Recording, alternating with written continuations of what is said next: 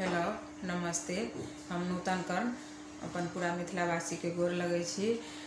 आर अखन मधुश्रावणी पाबनि चल रहा है तो हम विषहारा के गीत एकटा गबै छी। जो अहाँ सबके नीक लागे तो एकरा लाइक शेयर जरूर करब आ कमेंट लिख के बताएब नीक अछि कि कोनो गलती भेलै। सुन विषहर चरण के मनले गे सुंदरी, विषहर चरण के मनाले, विषहर चरण के मनाले गे सुंदरी, विषहर चरण के मनाले।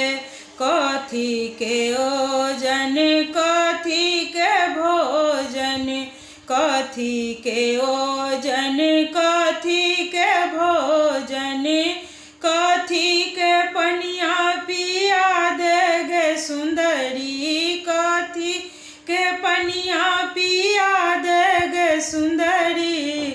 विषहर चरण के मनाले, विषहर चरण के मनाले गे सुंदरी, विषहर चरण के मनाले।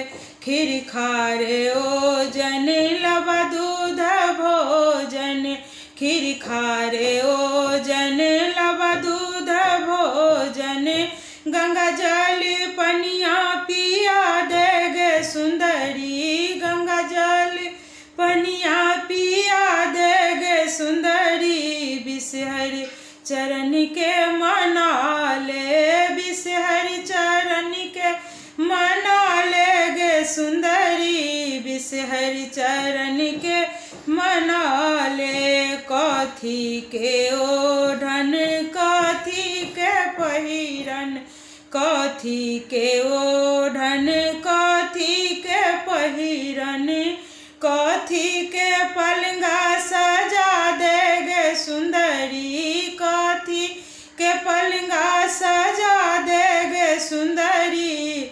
विषहर चरण के मनाले, विषहर चरण के मनाले गे सुंदरी, विषहर चरण के मनाले।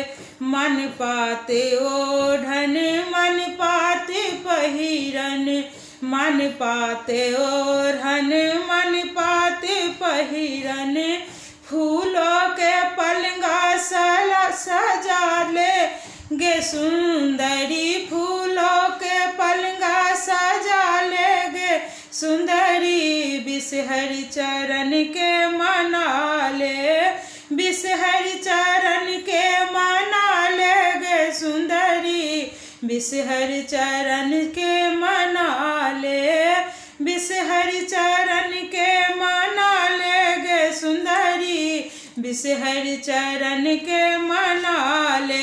गौरी समंगी है भागा सोहागा, गौरी समंगी है भागा सोहागा। विषहर सा चल यही बात गे सुंदरी, विषहर सा चल यही बात गे सुंदरी। विषहर चरण के मनाले, विषहर चरण के मनाले गे सुंदरी, विषहर चरण के मनाले। धन्यवाद।